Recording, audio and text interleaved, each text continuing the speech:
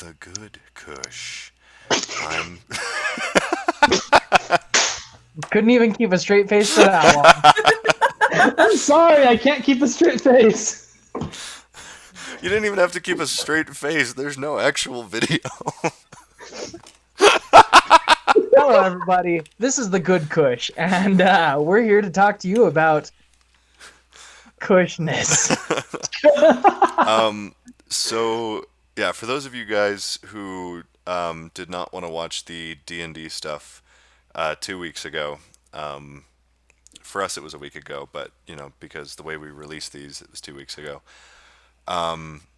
Yeah, so Kush is our podcast segment that we are working out the kinks with because there's a lot of little technical issues we've hit, but this time we decided to switch over to Google Hangouts because it's a little bit easier to work with currently.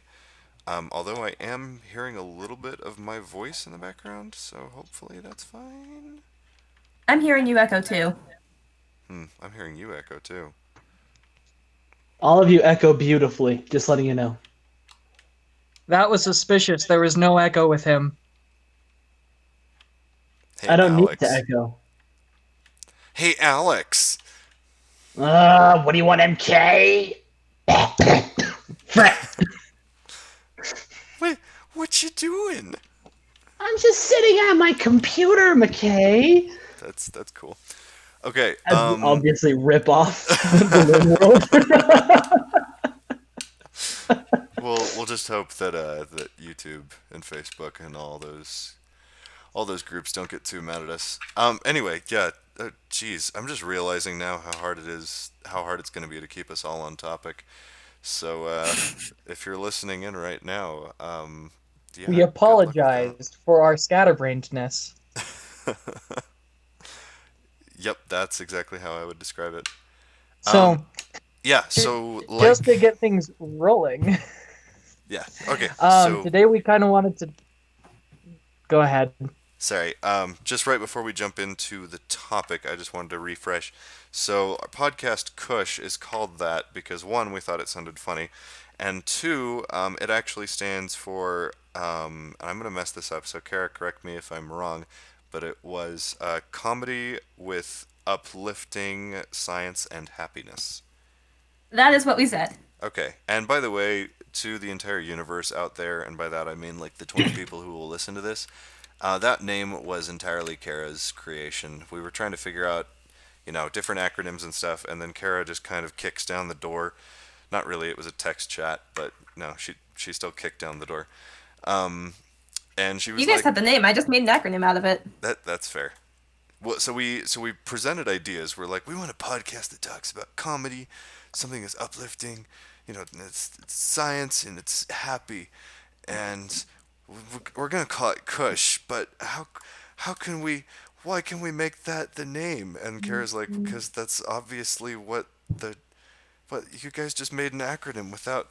What? Why are you so dumb? And then we were like, Kara, I don't know. We're just dumb. I I can don't think testify. that was exactly how it went down.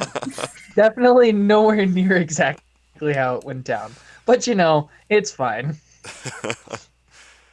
Kara's just My kinda like that. version of how we got this name is we were all passing around names, and a lot of people liked the Good Kush.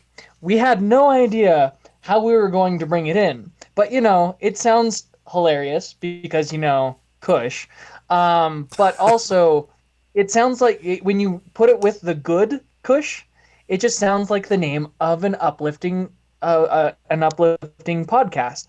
And so once we came up with the name and most people were voting for it, Kara just came out of nowhere and went like, here, so that way we can justify this name. Let's actually make it an acronym. I like to tell my family that it's edgy enough to draw you in, but wholesome enough to keep you listening. Huh. That's sweet. And currently this is not available on audio platforms, at least as of, the day that we're filming this. I am trying to work out putting this thing on SoundCloud and possibly Spotify. I did find a way to be able to do that on Spotify and SoundCloud. It's just you just put it on there because it's like YouTube for music. Whoa. Wow, I love it. Yeah. So currently, I don't have enough information, but if you're listening to this on Spotify, that means that I went back in time and got it to work. Sorry, can we go Careful of back to copyright. can we go back to And demonetized. can we go back to Kara's just like single laugh in the background?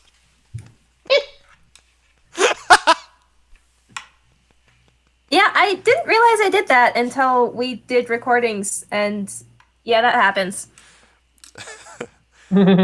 All right, it's a good time. Okay, James, I cut you off earlier. Now I give you full permission to take up the reins. Oh, good. Um, Actually, it was really important that we got that out of the way. Let people know what they're listening to, so that way they can tune out now before it gets serious. It's a warning. Actually, today we wanted to talk about engineering fails and what you can learn from them, or just things that are hilarious with them. It's going to be a good time. So if you love engineering, or like fails, or like learning things, this is the place where you want to be. And before you guys go screaming something along the lines of, "Hey, wait, you guys said this was uplifting, and the first thing you're doing is tearing other people down." Hey, we believe that failure is a necessary part of learning. Okay? You know, Thomas Edison had to build like so many freaking prototypes before he got the working version of the light bulb. And that's the most common example they use for failure because maybe he was the only one who failed and then succeeded. I don't know. But I do know that um, it's funny, so we're going with that. It gets the view. You're here, aren't you? Oof. All right. Oof. Yeah, big oof. I, I've successfully driven away 100% of our viewership. All three of you. Which are probably just us in the future, honestly. Well, I I know for a absolutely fact have. that I use these to fall asleep sometimes. So, I hope you've done your homework, you lazy man. Just fall asleep to the sound of your own voice. ooh, that sounds creepy and egotistical. I'm gonna take that back. Okay. I actually, I'm okay. We're getting sidetracked, but you know what? This is how we normally talk, and so we're gonna talk. Um, I used to have an alarm clock that I thought was, a good idea at the time, and it was a recording of myself, cheering myself on and, trying to get myself up. And so it's like, okay, that's fine, whatever, little narcissistic, but, potato, potato. And there was one time where so this whole thing was like a recording on my iPod. Yes, it was back in those days when there were just iPods. Um, and that was hooked into this little iHome device I had. It was like speaker alarm clock combo thing. It's actually awesome. I'm kind of sad that they don't really. I haven't seen them as of late. I have Um, one of those too.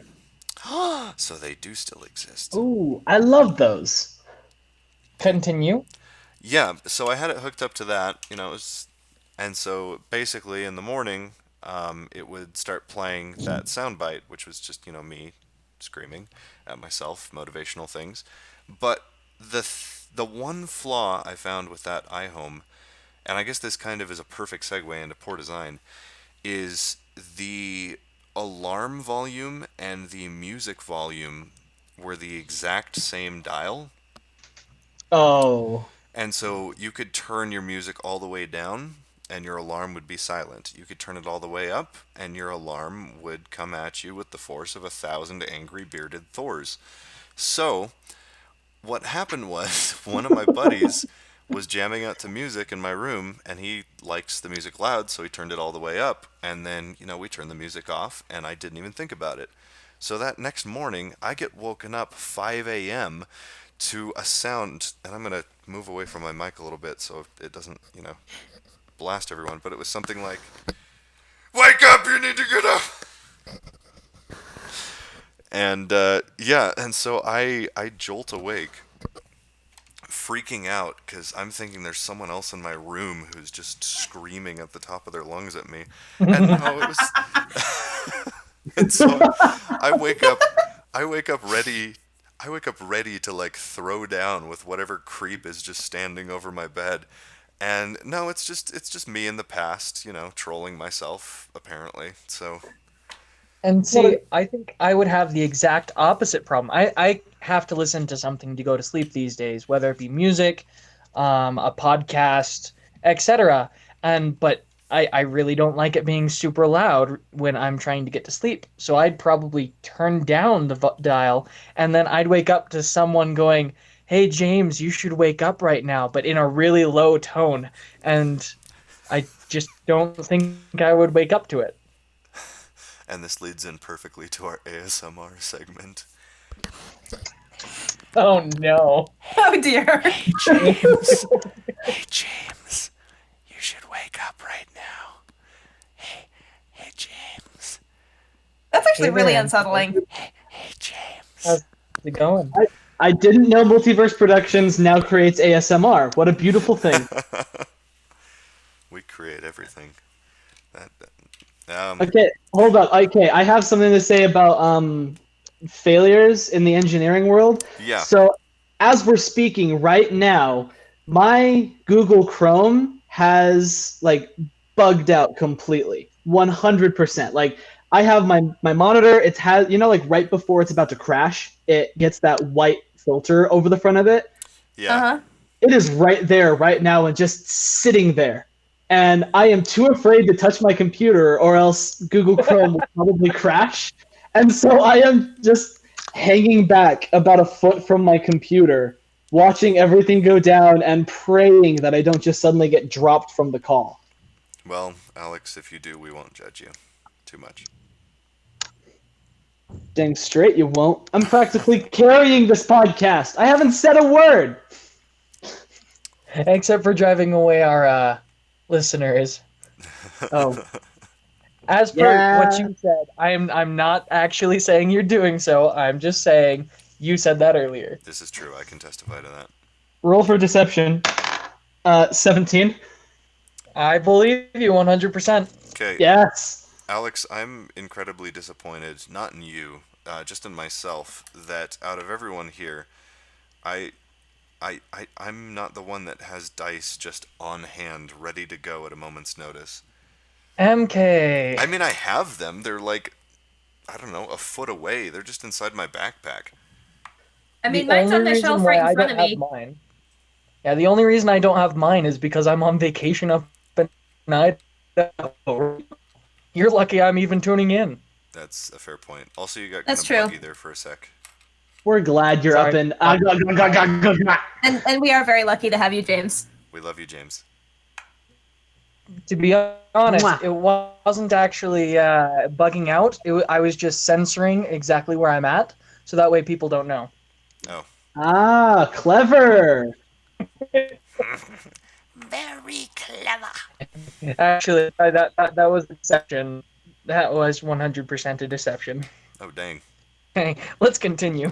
All right, so James, we talked a little bit earlier. You were saying that you might not be able to stay with us through the whole thing. So why don't you go first with an example of engineering or architectural failure, and we can laugh and point at it, and then learn and be edified from the experience.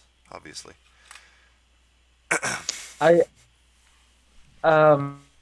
Okay. I'm really not good at doing things on the spot. Oh, okay. I apologize. That's okay. Um, We love you. If you need something else, I I have think one of 6 my examples on hand. I'm sorry, what? yeah, let's just jump over to Kara for that. Okay, Kara. I guess I have to pick one to start with, huh? Go for it. We want to talk about the example that comes up in every engineering class that I've ever taken. Sure. Let's do it.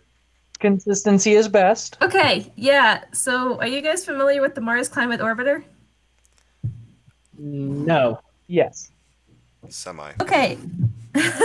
this is the classic example of why you need to pay attention to your units. Oh, I'm guessing most of you have heard some variation of this story at some point. I haven't heard anything about this yet. I'm so interested. no, this Really? one is this is top quality. Yeah, no, this is great. So, yeah, no one is ever going to let NASA live this down. Like, yeah, this was. Come on, would you? I mean, that's fair. I believe this was in probably 1990s, late 1990s, I want to say. NASA sends this spacecraft to Mars, the Mars Climate Orbiter. The thing is that NASA contracts with several companies throughout the United States. In this case, they were working with Lockheed Martin, who works with their propulsion system. I've met Martin. He's a nice guy. Such a sexy lad. I'm ignoring both of you because I have no response to that. No, yeah, that's fair. I I understand. Move on. Anyway, Lockheed Martin, like most American companies, traditionally uses English units. NASA and JPL, because they are an international, do a lot of international work, uses metric. So all of their thrust calculations are done by Lockheed Martin in, I believe it was force per second. So they were using pounds, while NASA is using newtons. And this miscalculation meant that they were miscalculating the spaceship's course for quite a bit of time as this thing is heading to Mars. And they, to this day, are not entirely certain whether it skipped off the atmosphere and went off into space or crashed straight into the atmosphere and is on the planet somewhere in tiny little burned up pieces. So this is the lecture that I think every engineering teacher I have ever had has given us about watch your units. Because if you don't, you'll die. Or at That least is your such robots will. That is such an over like exaggerated example of when you're in SolidWorks and you're doing things in millimeters and forget to transfer it over from inches. Yes, which is the worst. Oh Okay. my I god. don't care to admit the number of times I've made that mistake and then had to go back and fix it. Okay, brief nerd out moment for physicists all over the place. So, Kara, I've probably already ranted to you about this, and I think I might have ranted to all of you at some point because I thought this was really exciting. Quite possibly. But did you guys follow the whatchamabucket at all, where they were? Okay, so a little bit of background. So The all of whatchamabucket. English is not my best language. So all the units of measurement are based off of they're based off of something specific, so that worst case scenario, we have something to refer back to, or if we start to kind of drift away from what the actual, like, universally defined definition of that unit of measurement is, we can always kind of realign it. Yes. And so for a lot of these things, they don't rely on physical constants. Some of them do rely on mechanical things, but for the most part, we have transitioned so that only a couple of them still rely on, like, actual physical objects to represent. I know where you're going now, and this is super cool. Yeah. So there was an idea. No, there was for a very, very long time, the standard weight of the kilogram for, like, everyone everywhere was defined by basically this weight that they kept in, was it England or was it France? I know it was in Europe. I think it was We get England, but I could be wrong. One of those things, I guess. Yeah, I feel terrible because I got really excited. Probably about gotta say England because of the royalty and all that. I was thinking more because it was, well, I guess Because we'll English. never be royals. That was awful. Continue. Yeah, you're not wrong. So, yeah, so what they had is basically this this weight that weighs exactly a kilogram, and it is the kilogram. Basically, all kilograms are based on this kilogram. And it And was near Paris, if anybody's curious. Paris. See, I knew it was in France. Ah, frick! I failed. Yes, yes, yes. Yeah, so that was they've had that for the longest time, and that thing is kept under like I don't want to say tight security, but it's very, very well protected because basically, if that thing goes down, then everything would still technically be fine, but we wouldn't have anything to base kilograms off of. So, hypothetically speaking, like billions of years in the future, a kilogram could be 1.5 kilograms because we screwed up. Theoretically, though, it should be less, though, because of decay. Most things go to a smaller size rather than a larger size. So if it loses any mass, it's probably, well, if it changes in mass, it's probably going to lose in mass. And that was actually one of the issues that they were having, is that the standard kilogram itself is fine, but they created replicas and they sent them to different locations around the world, basically as a backup. So if, like a meteor struck France, then we would still have something to refer to. The problem was they measured these weights later on, like I think it was like a decade or so later, and the weights were different. And in some cases, they had gained weight, and they're not sure exactly what happened there. It might have just been that they were somehow, in the incredibly thorough process of making them, they were made incorrectly. Or it's possible that just dust and debris have settled on them, and that created issues. Some of them did lose weight, but basically, all of the replicas they set out, none of them weighed exactly a kilogram, and so it kind of messed up that whole idea. And so because of stuff like this, they've been trying to figure out a way to no longer base the kilogram on a specific object, but instead on a mathematical concept. So they finally managed to basically derive a way to tie Planck's constant, if I remember correctly. Yes. Yeah, they tied Planck's constant to the kilogram, and they were able to then define what a kilogram was purely mathematically. And I can't remember what that is on hand. Let's see if I can bring up an additional screen. I do know What that it's Planck's constant 2.2 is? pounds. Well, Planck's constant with respect to the kilogram. So it's 6.63 times 10 to the negative 34 meters squared kilogram per second. Okay. So essentially what they did is the unit of the meter is defined by the speed of light. The second is defined by counting the decay of a cesium atom. And then because the Planck constant is meters, kilograms, and seconds, they can use that to derive the unit of the kilogram. Yeah, so effectively they're deriving weight from light and atoms, which is really, really cool if you think about it. Yeah, it's light and time. That's crazy. Whoa. It's pretty cool. I love that so much. Yeah. So there you go, listeners. See, we managed to make it cool, uplifting, and science-y, and we're all pretty happy after that. So I think we've fulfilled that purpose. But think about this, though. The engineering fails that came with those other kilograms that were out there. Oh yeah, absolutely. Like, So there you go. It's still on topic. hey. So are you telling me that everyone who had You kind of cut out a little bit. That might have been his computer crashing. either more gold than they thought? Hello? Hey, you kind of dropped out for a sec. It looks like your microphone's muted, Alex. That also could happen because of the computer, the system going down. This is true. Entirely possible. All right. Well. Well, All right, I've returned. Okay, and so now there's two of you.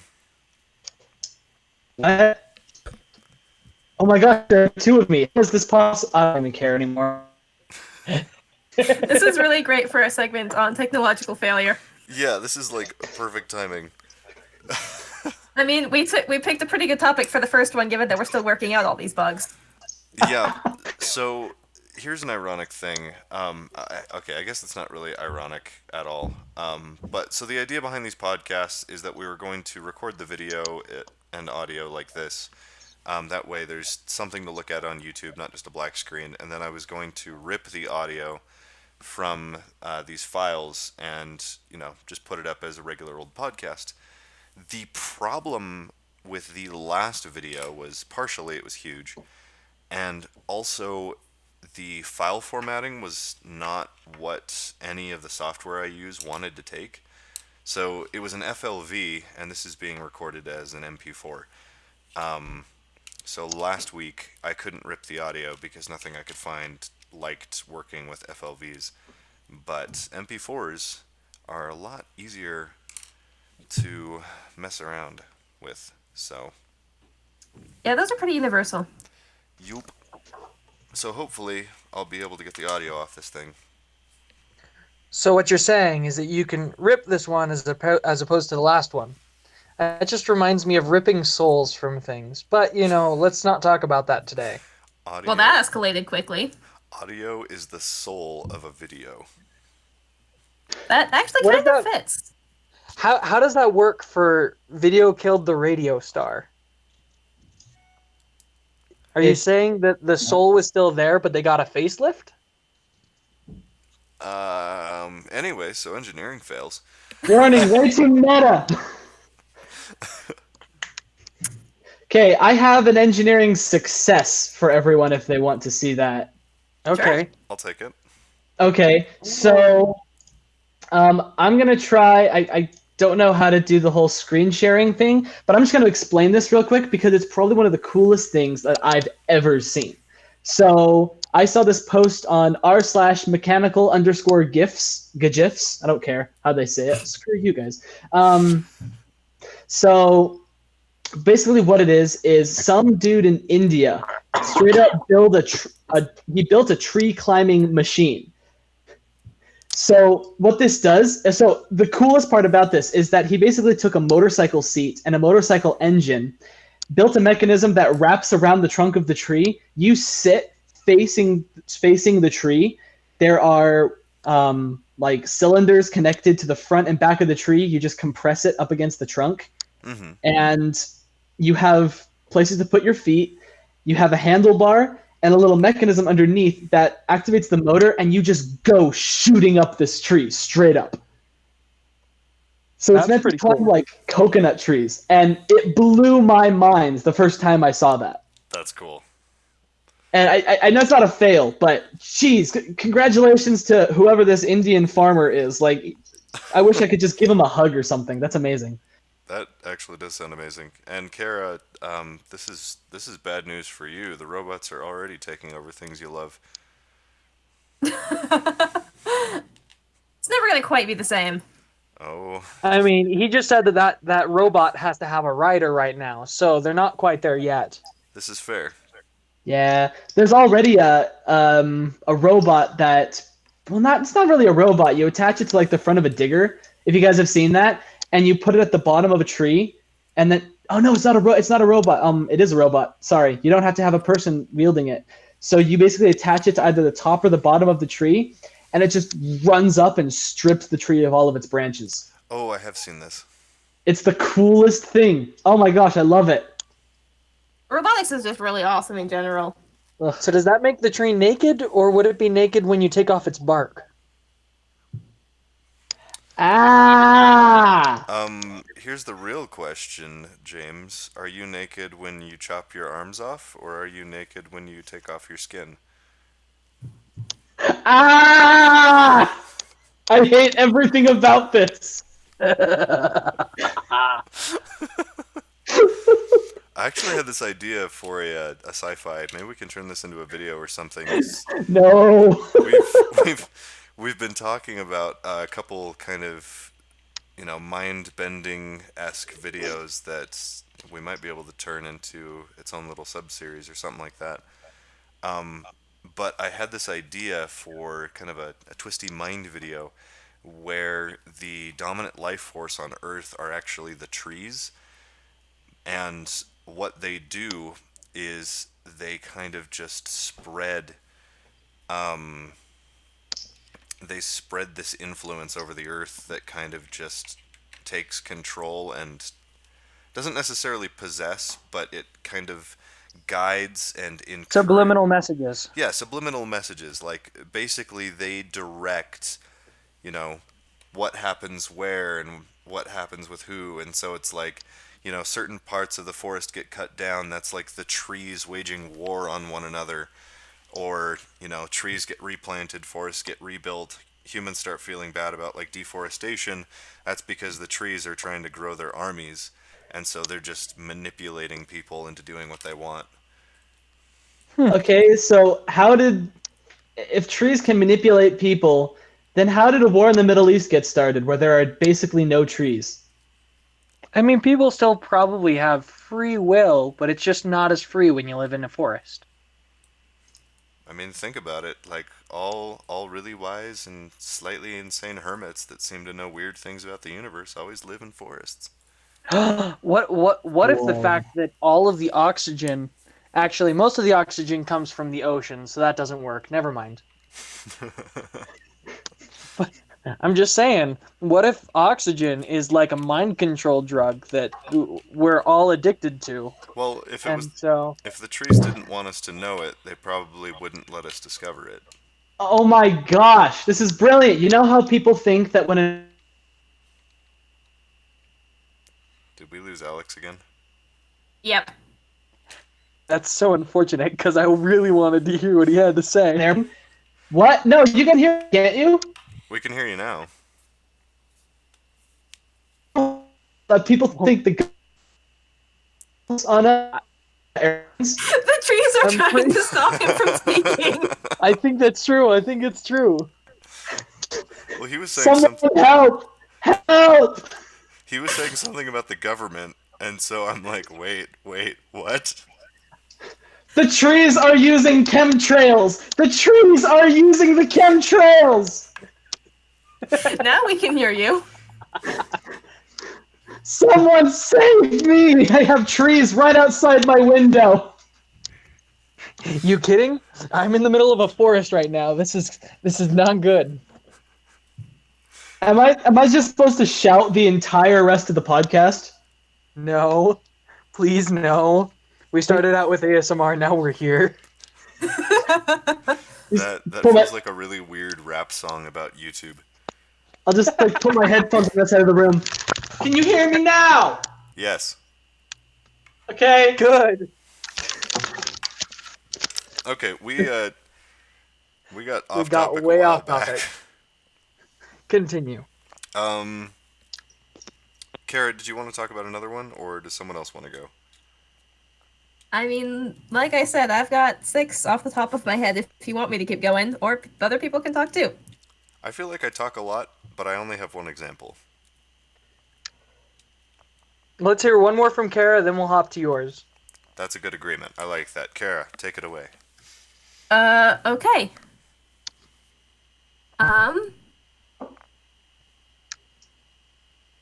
Okay, I've got 3 of these that I think are really, really hilarious. It's really hard to pick one. Do all 3. Okay. Well, Maybe you should like pick one and then save the rest of them for another podcast. That is I'm also kind of thinking possible. about that. Currently- Of my 6 examples, 3 of them are space related, if we want to stick to a theme. Mine is not space. Well, I guess it's a kind of space, but it's not outer space. I talked about the trees, so Let's do the non-space ones this time. Okay. In that case, I'm gonna talk about this building, and I'm actually gonna try this screen share thing just for the heck of it. To see if I can show you guys what I'm talking about. I'm excited to see what this turns out to be. Oh, same. Unfortunately, I have no video on, so I will not be able to see it, but Okay, well, I'll try and That's describe it for you, James. But, is this working? That looks like an old computer. That was But just... I like it. I like it. okay, can you see the page I'm looking at? Yes. Yeah. Okay, cool. This is the Wikipedia page on the building I'm talking about.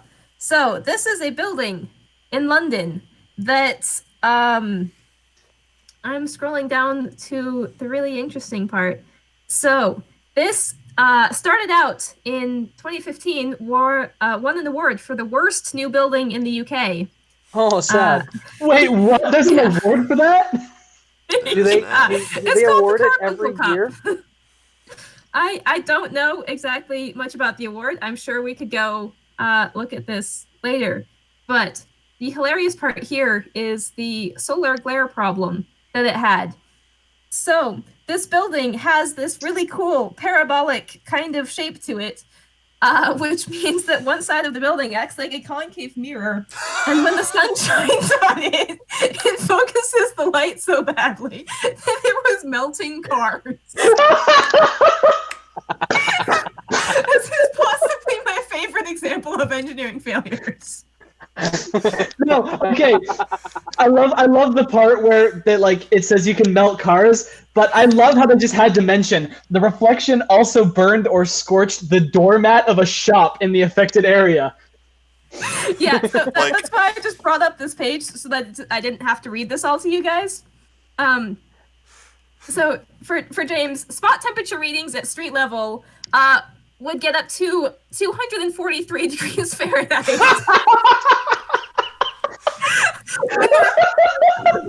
Light up to 6 times brighter than direct sunlight shining on the street. Okay, So I'm getting incredibly- serious Woody versus Sid vibes right now.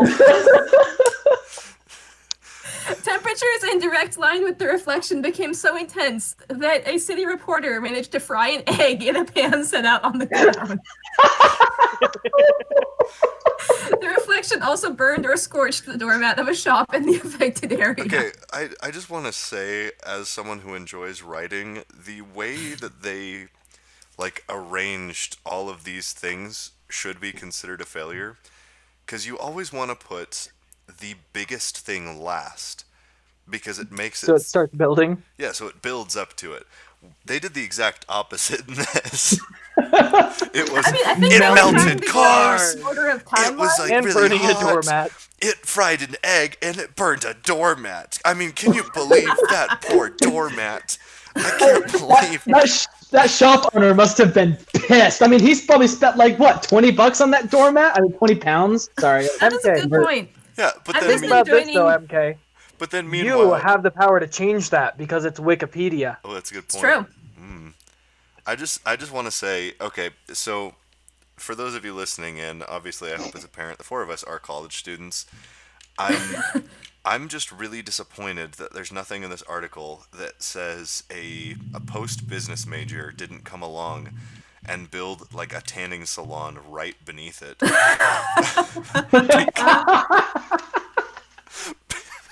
Yeah, also, I really enjoy that the building's architect also designed the Vidara Hotel in Las Vegas, which had a similar sunlight reflection problem that some employees called the Vidara Death Ray. Death Ray.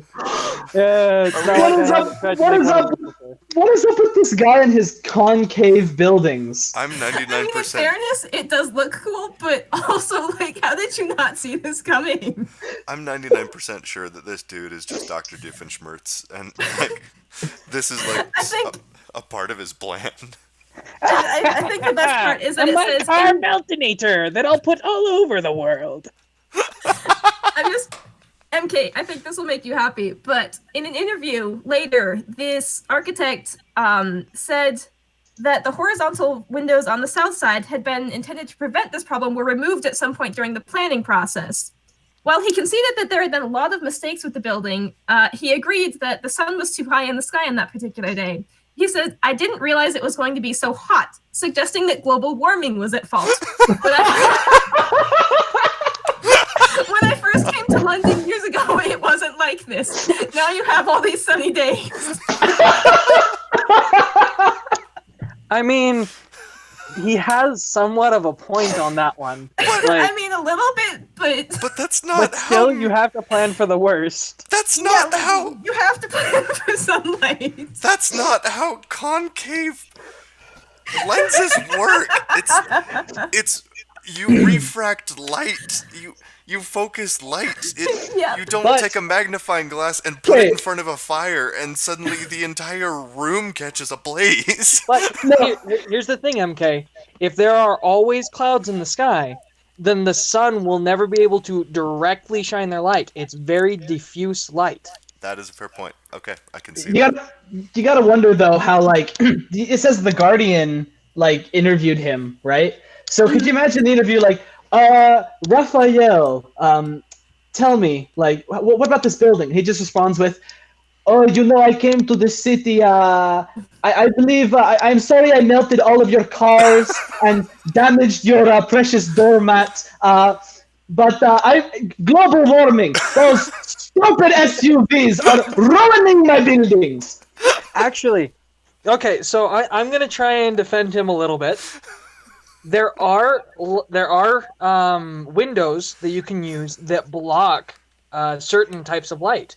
If those windows were removed during the building process because they cost too much, that would be a huge factor in this.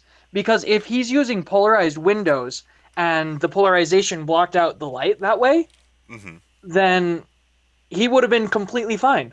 But the people who were building it, who decided to cut corners, are the ones who are at fault because they were the ones that went with normal windows. Ooh, that's a good point. That It is a does good also point. say the glass has since been recovered with a non-reflective film. Ooh, that's good.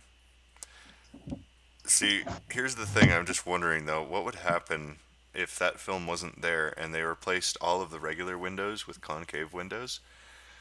Like each individual window panel was concave, and just it smoothed out the process even more. You could literally create a spot on the street below that if any car drove under it, it would immediately overheat, explode, and then cause like about 2 deaths. This really reminds me of something that me and my AP Physics class came up with. Uh-oh. James, that's a So- dangerous sentence. I love stories from AP Physics classes. AP Physics classes are great because they give you some of the best ideas. Oh, yeah. So, back in my AP Physics class, there were only 8 of us because for some reason, Did the everyone death ray else who kill signed the up for other the 5? class decided to drop it. Yeah, we had but 10. Same problem. in the end, there were 2 seniors, 4 juniors, and 2 of us sophomores right there. And we decided to come up with solar condensers, which use optic cables, and then we were going to carve our teacher's name into the moon with the laser end of the optic condensers. Yeah, as one does.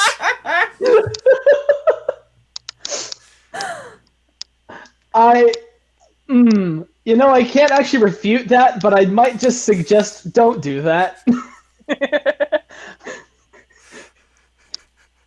I will refrain from that until my entire physics class gets together again. Well, I'm just thinking, like, could you imagine you just point it up there? It's strong enough to reach all the way to the surface of the moon and, like, engrave or rasterize on the surface. And suddenly the International Space Station just flies in front of it. Oh, no. See, I was thinking on a more like closer to the ground level. I was just thinking like a plane. I mean, planes, satellites, anything getting in the way of this would probably be bad. Death lasers are generally frowned upon. Yeah, in- it's kind of in the name. So yeah, that's a hilarious fail for a building that I shall never replicate. Yeah, I thoroughly enjoyed that story. Nice. Well done. Bravo. Thank you. Just bravo. All right. Let's hear it, MK. Unless we want to hear an uplifting one really quickly. We can do that. I mean, this one. Well, no, So- this one's not uplifting at all. This one makes me sad. Something that came to my mind while Alex was sharing his uplifting science thing. One of my favorite, most satisfying things. Has anyone seen videos of those no-nail desks that they make in Japan? That Yes. the wood just slides together perfectly, and you just look at it and you're like, "Oh, that was beautiful." Yes. Oh. Yes, I have. Those are gorgeous. are engineering masterpieces. I absolutely love watching those videos. I would watch 100% watch a uh, a s- uh, a video based entirely off of those. You know how they have those unsatisfying videos and those satisfying videos, and just like video to make you feel content with your life. Yeah. I would watch so much one of those videos if it was all of these desks that they make out there, How much do you or think? just cabinetry in general. How much do you think it would cost to build one? I mean, you could probably buy one for $80. No, I don't want to buy one. I want to go to like Home Depot or Lowe's. I want to buy some wood. Well, the I trick to actually that would just be getting your tolerances right. It could be done. It would just be you have to get all of the dimensions that close. So I actually do something similar to this when I'm working with my laser with the laser cutter. What will happen is I design the product usually in SolidWorks because I can get the dimensions perfectly exact. And I actually created something for my staircase ping pong ball run that after after I completed it, I realized that it fit together so perfectly that all it took was just banging it with a mallet, and all of the pieces fit together like magic. It was absolutely beautiful. That's wonderful. That Yeah. gave me So, chills, man. laser cutters, man. I really want to buy one. Yeah, we've got one Laser at work cutters and that I've been 3D learning to printers. use, and it's so much fun. I'm Put in, those two together and you can make anything. I'm enjoying how Honestly. all It's of these true. eventually come back to lasers.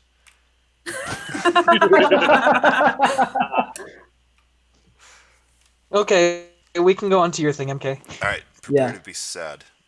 All right, I'm gonna screen Oh, share with you guys Aww. first, and then I'm gonna set it up so that everyone else can see it.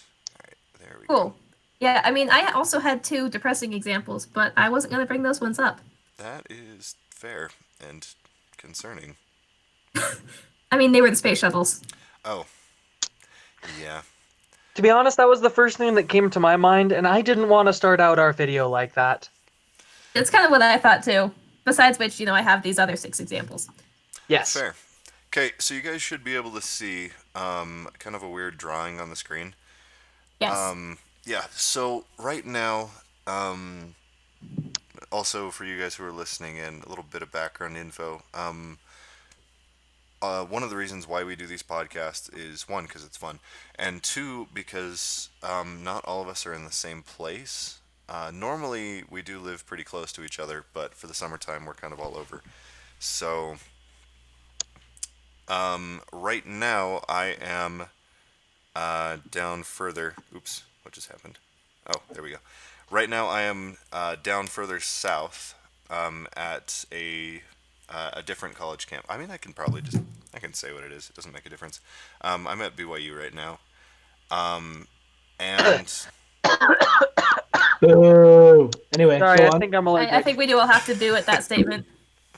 as you can tell, we do not go to BYU. I'm pretty sure they could tell just by the videos that we make where we go. That's fair. So I'm staying in one of the dorms here, and I'm not gonna say which one, just because, yeah. But most of them are designed pretty well.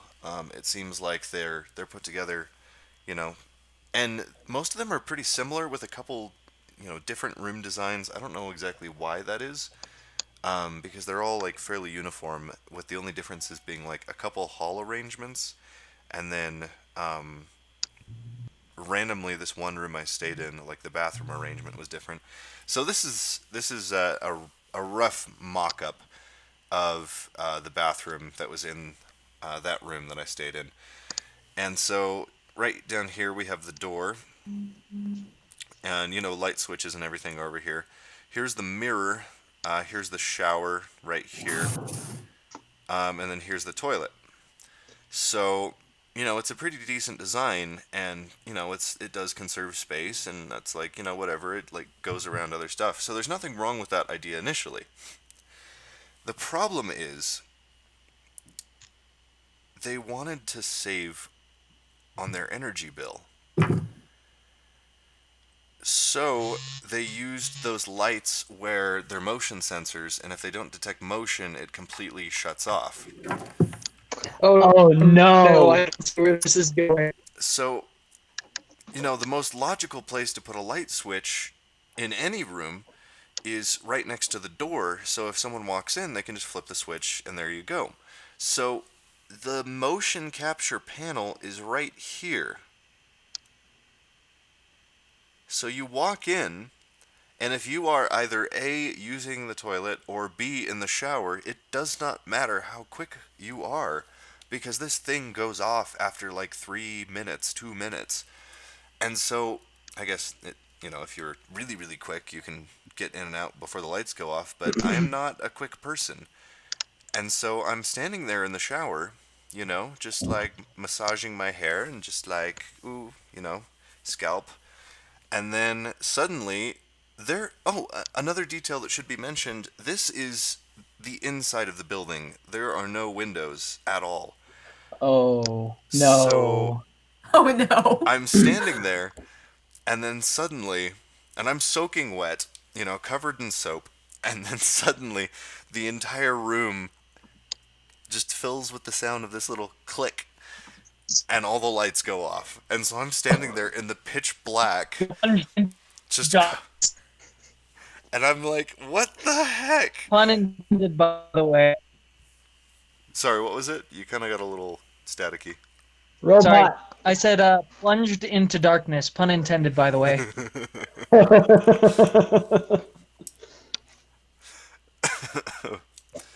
Oh man, that sucks. What the crap? What were they thinking when they designed that? They weren't.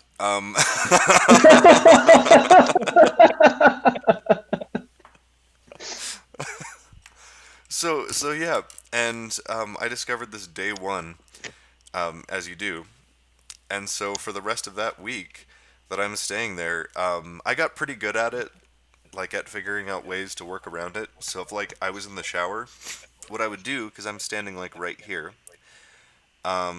if the lights went off, I just stuck my arm around this corner and I kind of waved my hand wildly, and that was enough to trigger the light.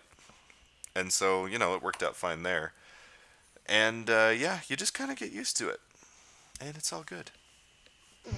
I cannot believe that. That's hilarious, honestly. I don't know what you were talking about. Sad. That was amazing.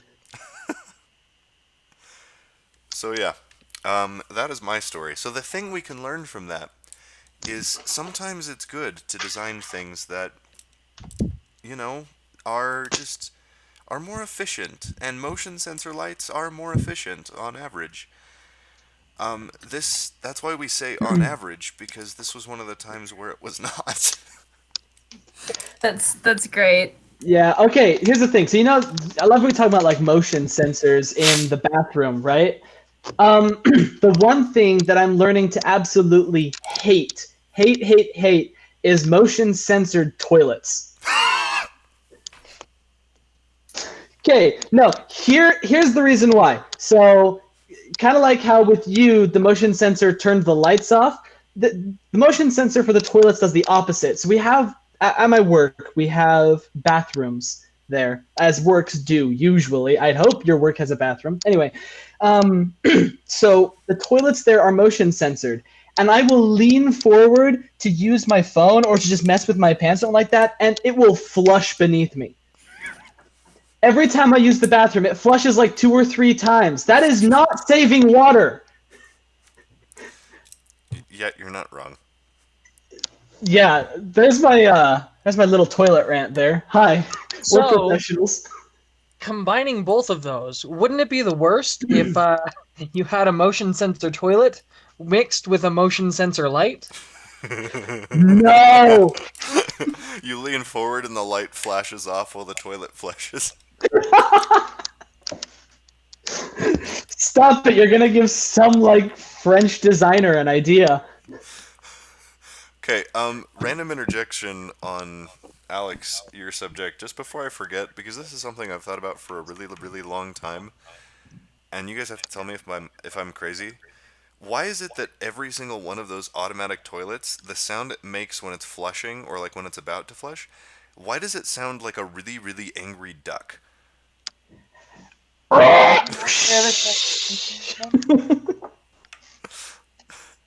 And some of them are worse than others. Like some, it's just like a, and then it flushes. Other ones, it's like before it finally flushes, and it's like, was that Well, intentional or is that like a pipe? What is happening right now? well, McKay, you're not the only one who has to go to the bathroom. Toilet humor. No, seriously though, I honestly think like that's something like the motor spinning up. I guess that can make sense, but Wait, usually does it have a motor? it shouldn't. Plumbing usually doesn't. Yeah, you're right. How's that? It's normally a pressure system. It could be depressurization. Hold up, I'm looking this up. Just keep going forward with your life. Please tell me you're Googling exactly why do automatic toilets make duck sounds. No, I actually looked up how do automatic toilets make sounds. So you were one word off. I'm concerned with the duck. Also, okay, so while we're talking about BYU, okay, we weren't talking about BYU, but we are now.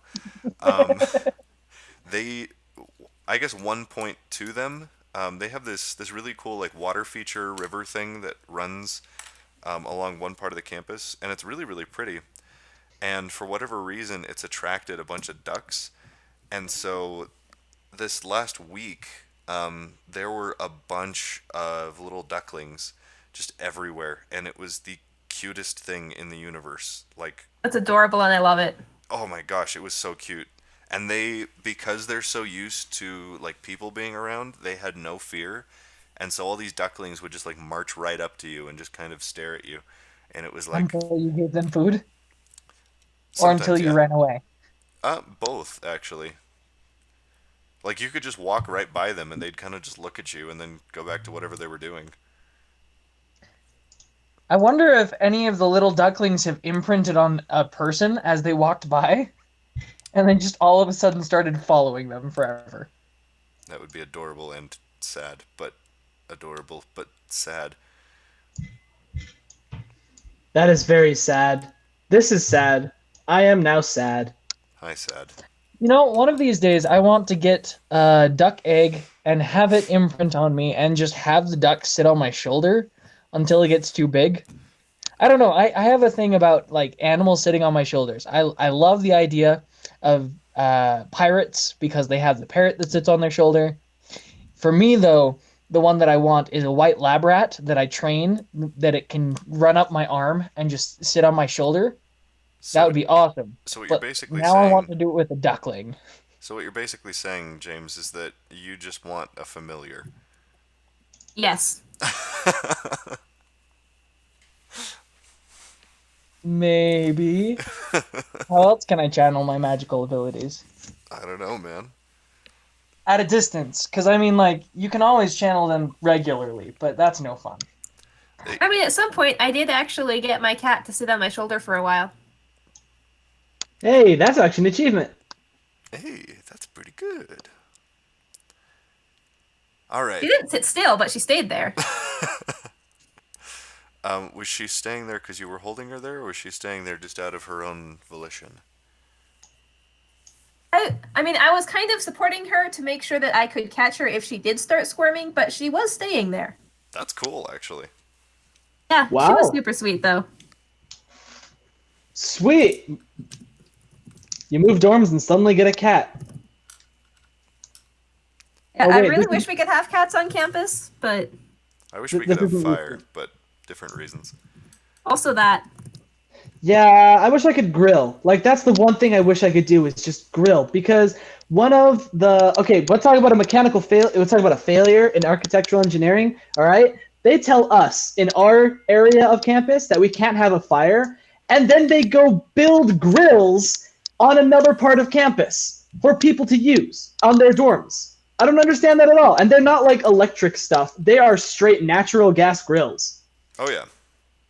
So there is Natural lots of gas fire. is different, though, than charcoal. Well, they If do you're also have using charcoal charcoal. grills. Interesting.